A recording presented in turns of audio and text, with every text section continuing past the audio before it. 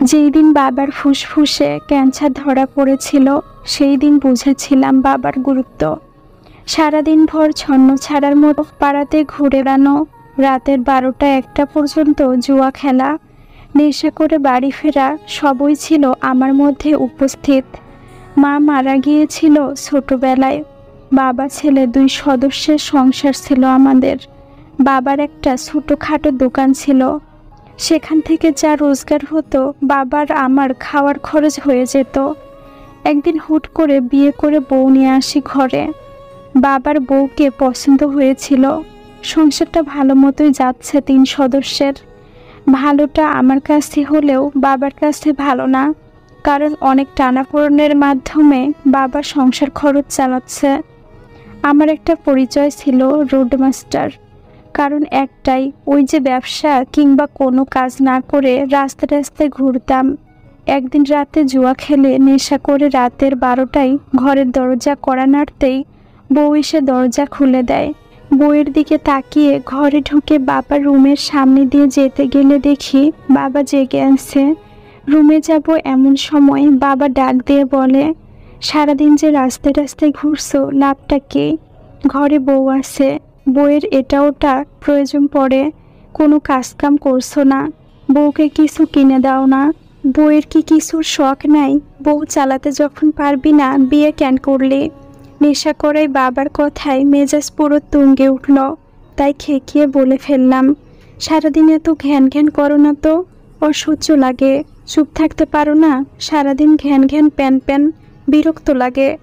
বলেই ঘরে যাওয়ার সময় শুনলাম পিছন থেকে বাবা বলে যাচ্ছে, কথাই আছে না, মানুষ দাঁত থাকতে দাঁতের মর্যাদা বোঝে না। আজ বাপ আছে তাই বুঝতেছিস না বাপ কি জিনিস। যেদিন থাকনু না সেই দিন বুঝবি। সেই দিন বাবার কথাগুলোকে এত আমলে নিইনি। 2 মাস পরে হুট করে বাবার শ্বাসকষ্ট শুরু হয়। আমি তখন পাড়াতে এক টং দোকানে সিগারেটের ধোঁয়া ছাড়ছি। হঠাৎ একজন এসে খবর দিল বাবাকে হসপিটালে নেওয়া হয়েছে।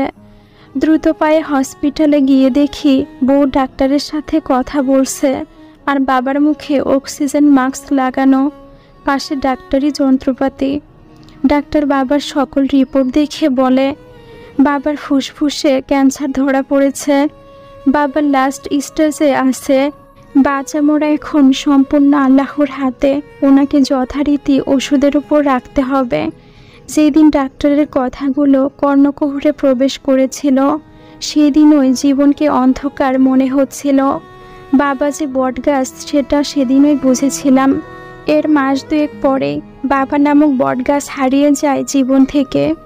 বাবার কথায় বুঝতে পারছি, বিশ্বাস করছি, সত্যি হচ্ছে বাবা থাকতে বুঝি নাই বাবা কী জিনিস। বাবা হারিয়ে যাওয়ার পর এখন বুঝতে পারছি।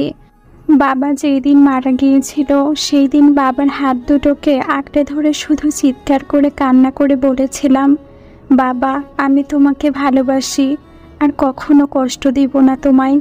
আমি আর জুয়া খেলবো না, বাইরে ঘুরবো না, ঠিকমতো কাজ করব, তোমার দোকানে বসবো, তোমাকে বসতে হবে না দোকানে। বাবা আমাকে মাফ করে দাও, আবার ফিরে আসো বাবা। বাবা তুমি ছাড়া আমি বড্ড অসহায়। আমি যে ইতিম হয়ে গেলাম, আমার যে আর কেউ নেই বাবা। বাবা আমি এখনো তোমাকে বলতে পারিনি আমি তোমাকে ভালোবাসি।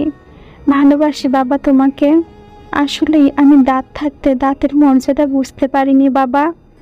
প্রিয় বন্ধুরা, এই ছোট্ট গল্পটি ভালো লেগে থাকলে অবশ্যই লাইক, কমেন্ট, শেয়ার এবং সাবস্ক্রাইব করে পাশে থাকবেন।